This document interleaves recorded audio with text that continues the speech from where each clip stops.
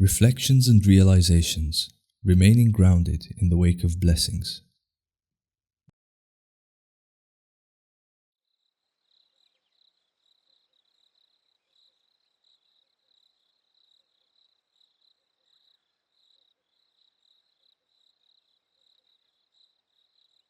My son, I'm very proud of how you're maturing into a responsible young adult.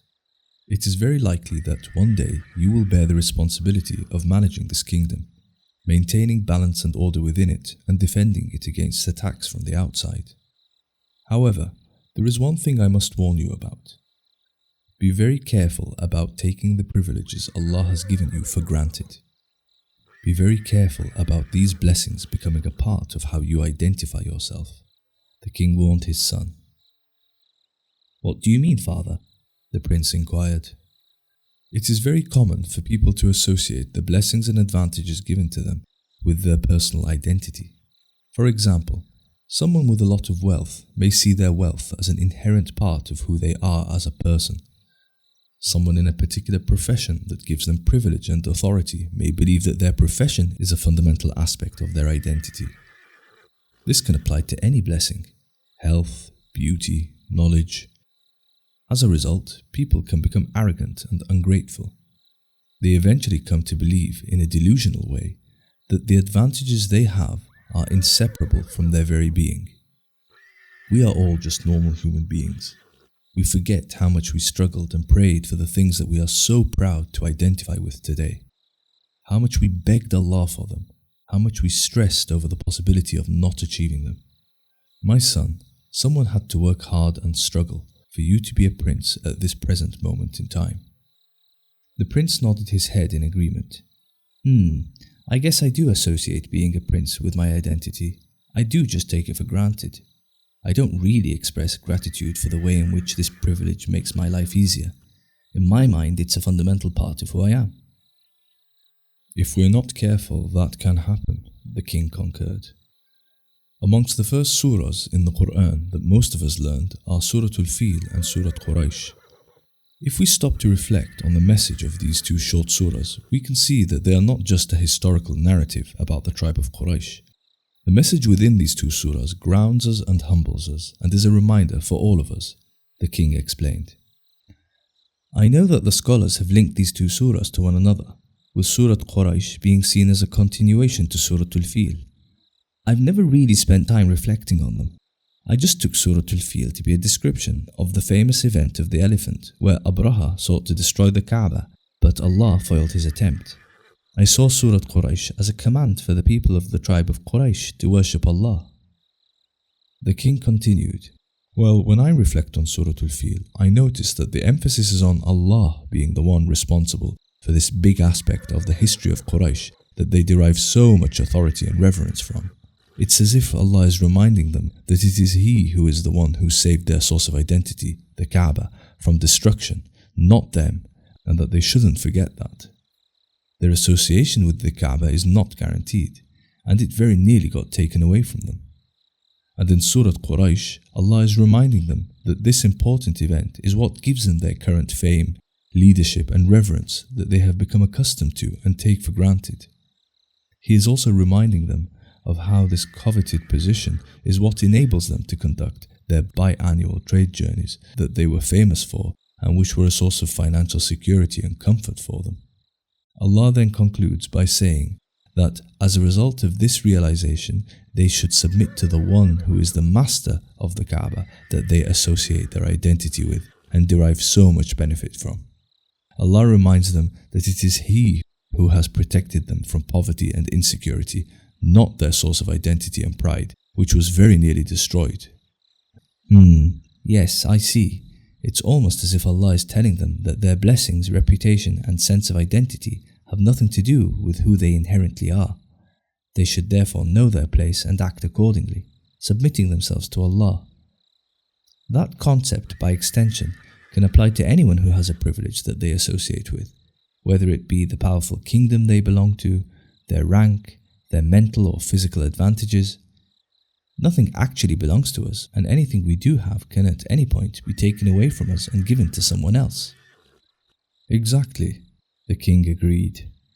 It is actually quite delusional to see yourself as special or superior because of a blessing that Allah has given to you. It's a loan, it doesn't belong to you.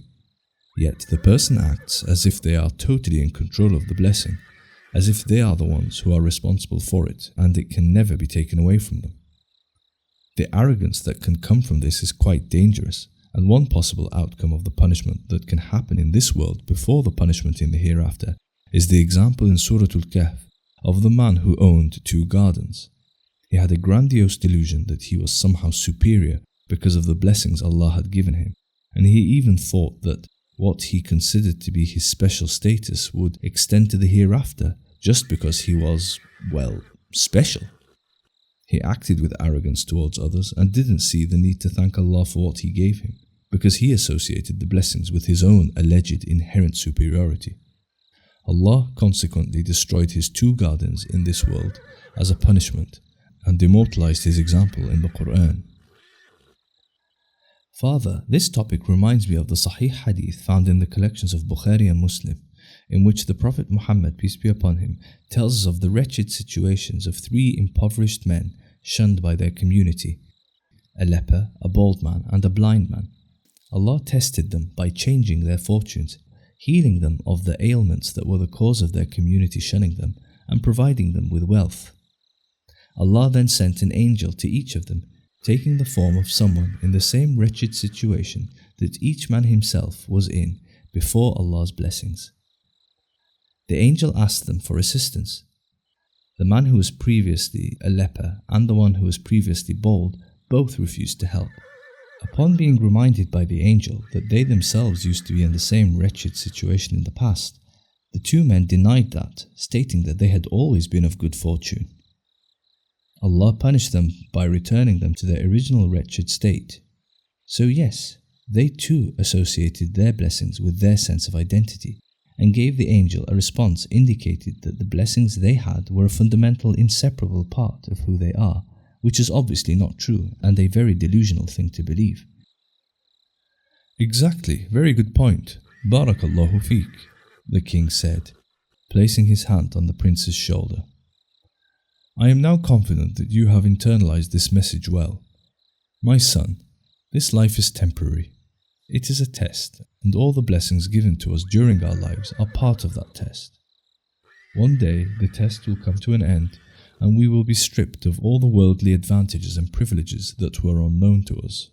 The only thing we will be left with is the reality that we are slaves of Allah who were required to submit to His command and serve Him. That is who we are. That is our identity. Slaves of Allah, created to submit to His command and be at His service. Muslims.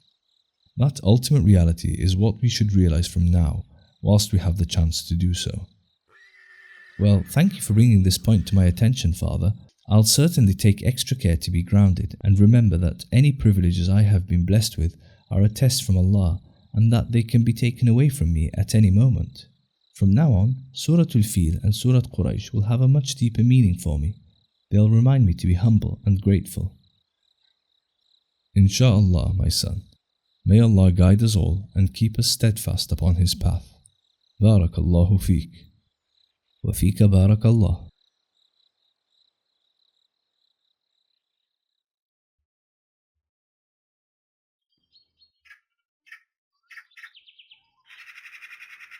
The purpose of the Al-Magalla project is to contribute towards Islamic revival in the Muslim Ummah. We aim to do so through the medium of storytelling. To make this project sustainable, full-time dedication is required. The creative process involved is both complex and time-consuming. If you believe in this revivalist vision and would like to support our mission, we have set up an Islamic art gallery, Roar Art, which you can patronize to help us keep this effort a full-time one. You can also support us through subscription to the Al-Magalla Patreon channel.